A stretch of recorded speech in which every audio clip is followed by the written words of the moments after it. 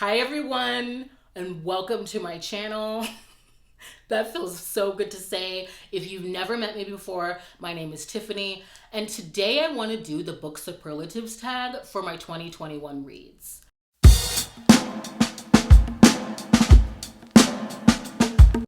Now, I think this is a good way for you to get a sense of my reading tastes, and it's going to give me a beat to just reflect on last year. I want to do this books and jam style. I'm going to link her video below. I like how she updated the questions. I will use most of them and I'm going to add my own twist to some. So let's just get started. I'm going to be referring to the questions down here. Let's get into it. Okay, for my drama queen book with a crazy plot, I gotta go with Hurt by Lydia Michaels. Oh, you guys, this is a hauntingly dark romance. It's a story of resilience with traumatic flashbacks that reinforce the present. We're following Callan. He is a tortured Scottish hero, okay? I mean, scarred inside and out. The unspeakable mental and bodily trauma that he endures while surviving the most harrowing circumstances in Scotland is really astounding.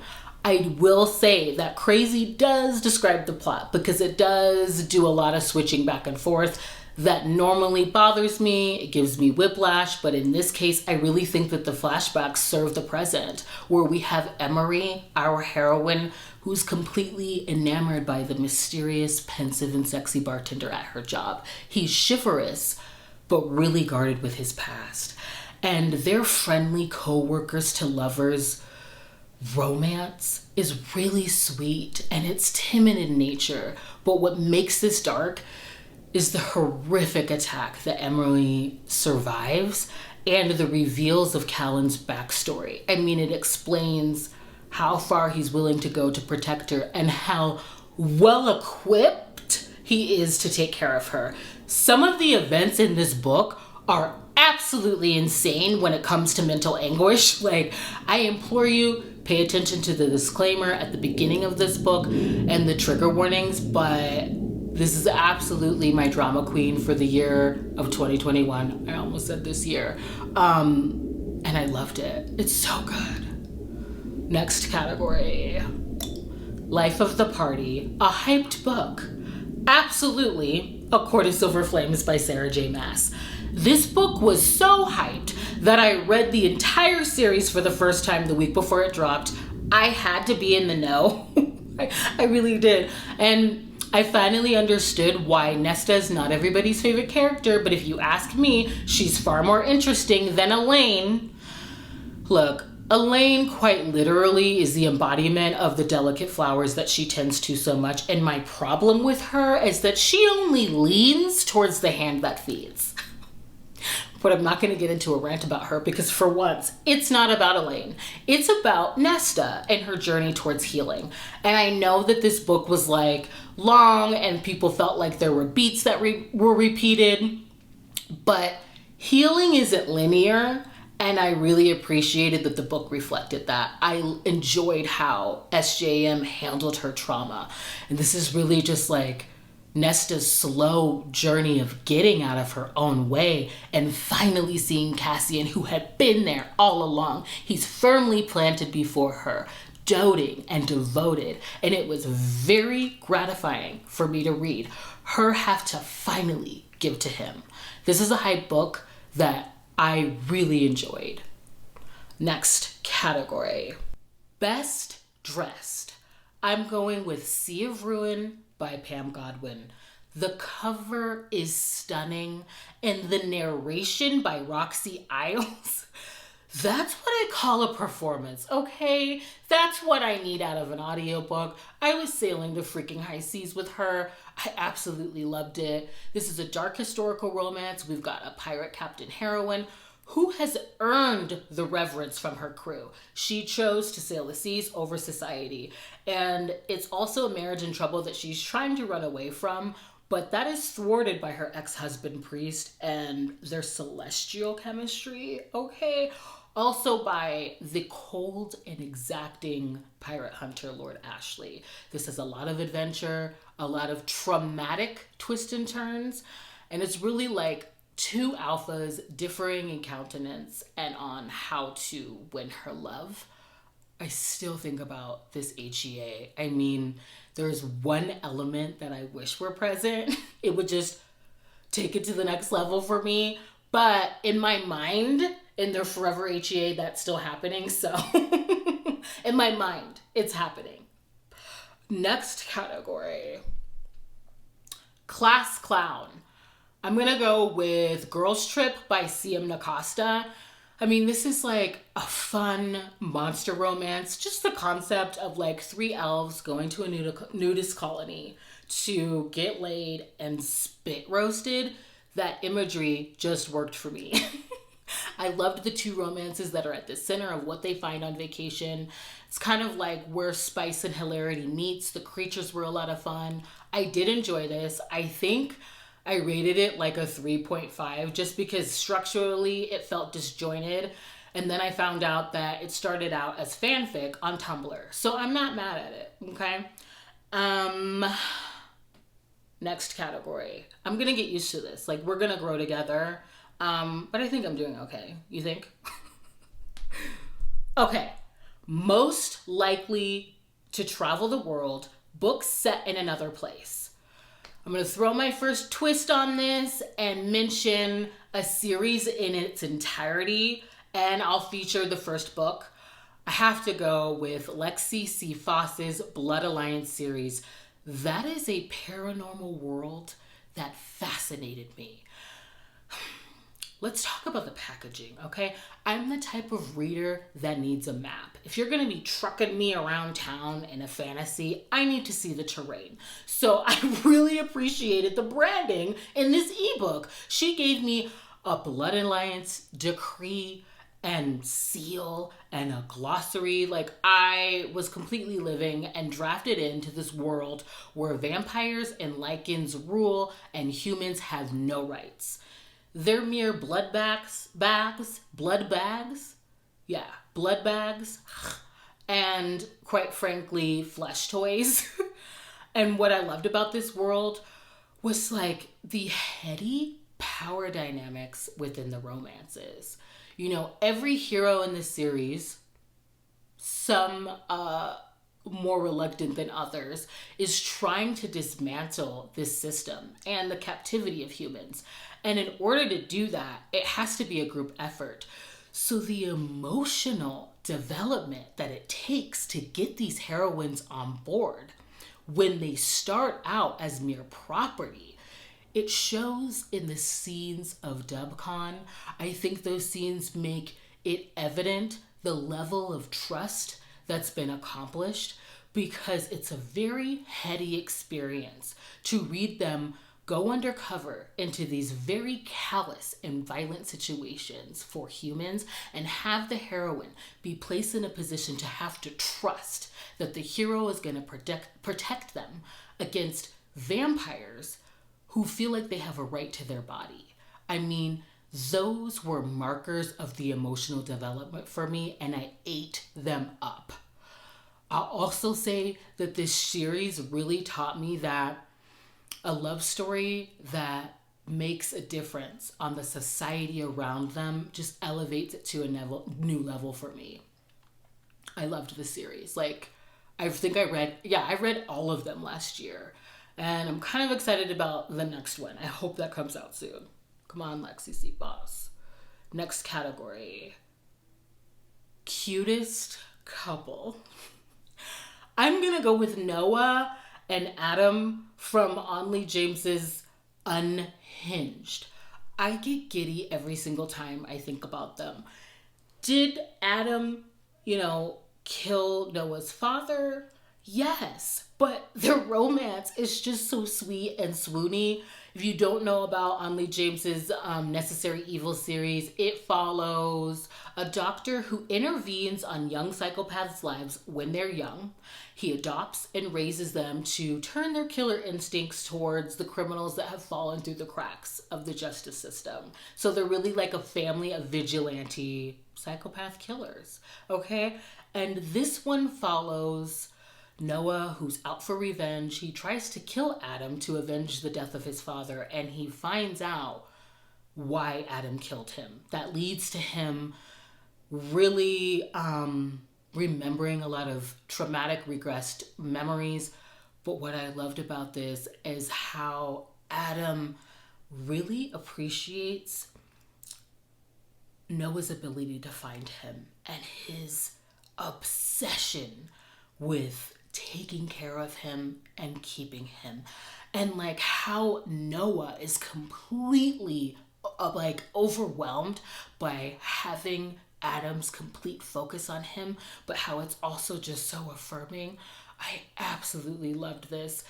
This also has one of my favorite conversations in the entire series. It's centered around like the limitations of Adam's psychopathy and what's arbitrary about the word love.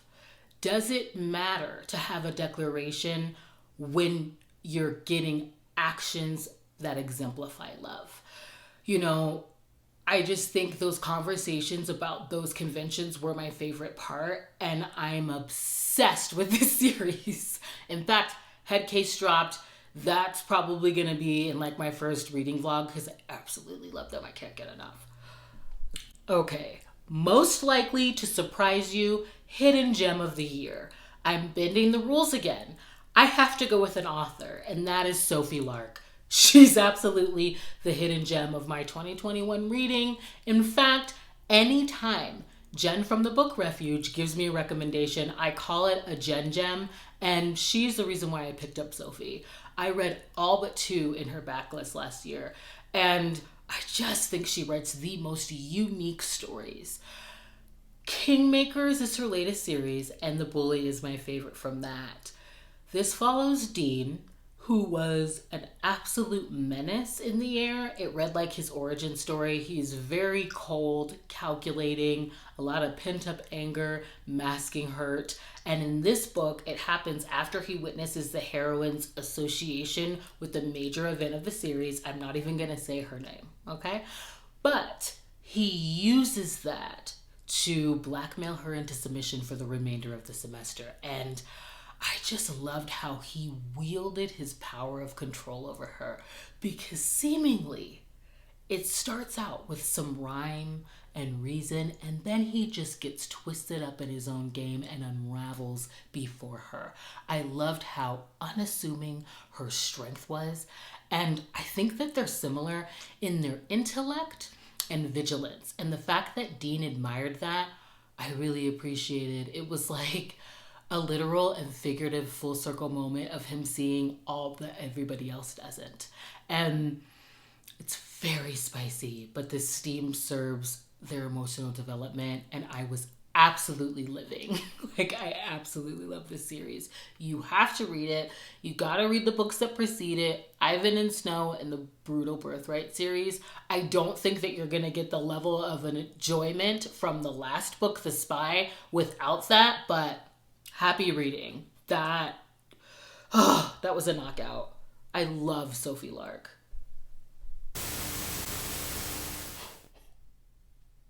Okay, for you it's been about a second, but for me, let's just say I have like 3 apps left on my phone. My hat goes off to any creator that's doing the damn thing on theirs. Because mine literally just told me that I was doing too much. I'm gonna try to figure out where I'm at in this. I'm so sorry. For most likely to succeed, potential to stand the test of time, I think it's only fair to go with an author that released last year. And when I think of staying power, Kennedy Ryan comes to mind. So I'm gonna go with Real. Oh my gosh, she is an alchemist of words. This is a romance that follows a famous director who discovers the heroine on Broadway, and he just knows that she's perfect for his new biopic. And it's sort of forbidden between them because of their working relationship and because he's sworn off dating another actress again. But they just can't help themselves. I feel like there are trigger warnings for chronic illness and the loss of a loved one, but it's written so beautifully. Their romance is like coming up for air. This is really like a celebration of the many silenced voices of Harlem Renaissance and Black creators. And I feel like this will stand the test of time because she does a really good job of allowing everyone to be able to pick up a book and see themselves in it. I mean, whether it's through the chronic illness or the POC rep, loss, grief, or finding love after swearing off of it, or even after the disbelief of it being possible, you can find yourself in this. And so I think that this is going to last. Absolutely. We all know this. Next category. Okay, most likely to be late for class. Again, I'm gonna bend. I'm gonna go with the Fallen MC series by Gianna Darling. I mean, because I was late to the party, I was able to devour the entire series and chop it off with the novella. This was the first MC romance series where there wasn't any crude or crass language towards women. There wasn't any misogyny. I felt that family aspect and it was extended to their women. Okay? And the first book is a forbidden age gap student teacher romance with a younger hero who is more man than she's ever been with, and he shows her how she should be treated, and she blossoms under his care. I love how they treated their women in this MC, and I'm obsessed. I need to do a reread, ASAP. I loved those. Okay. Most likely to brighten your day, a book that makes you smile. I'm gonna go with Thief of Shadows by Elizabeth Hoyt from the Maiden Lane series.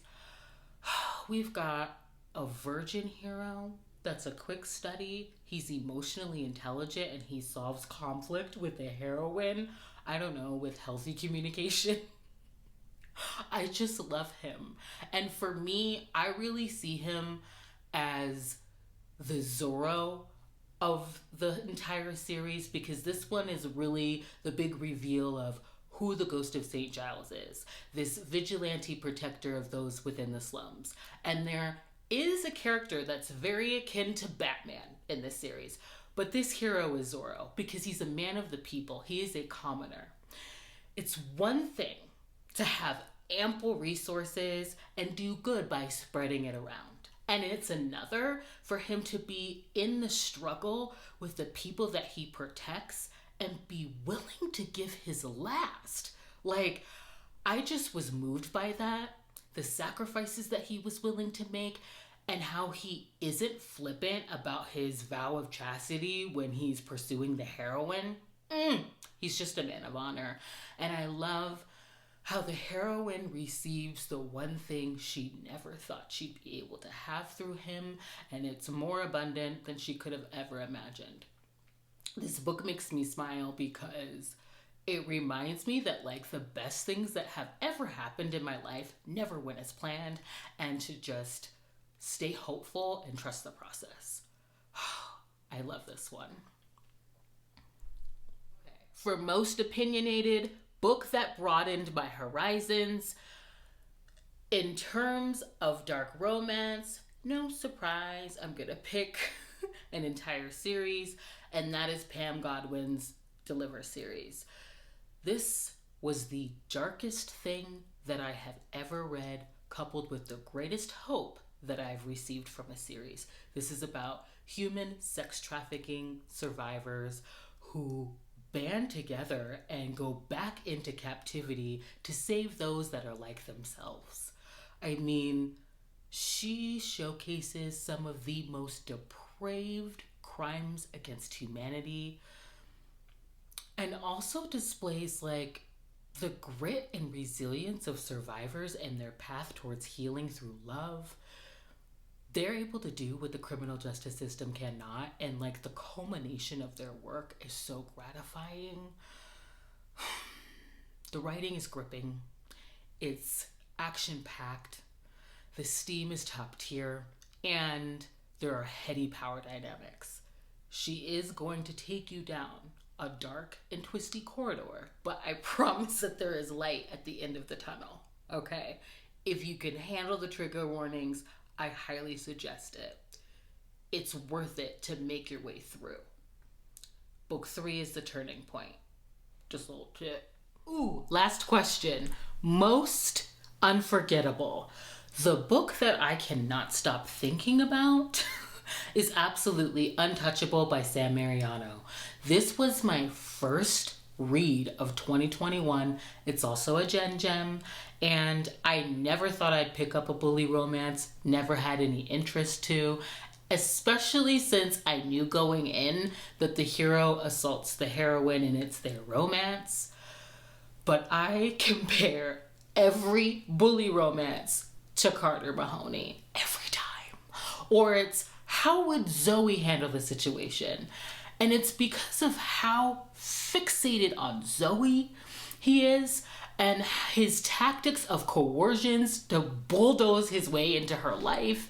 And most importantly, his willingness to bend for her happiness. You know, Zoe has a courageous curiosity in this book. She's very intrigued and fascinated by his psychopathy, willing to sacrifice herself to peel back his layers. And one element that I absolutely need from the heroine in books like this is a character that can stand toe-to-toe with the hero even when they're not in control. And when Carter bends his tactics to the tune of her freaking joy, it makes for a gratifying ending. Like, this isn't for everyone, but it was for me. It was absolutely for me. I can't stop thinking about it. I think I'll always compare like heroes to Carter Mahoney. So I can't believe I made it to the end of the video. If you did, thank you so much. It's my first one. Please let me know what some of your answers are to these categories. I love a good book rec. And if you have any tips on filming with your phone, I'm serious, add those as well. And hopefully I see you in the next one. Bye.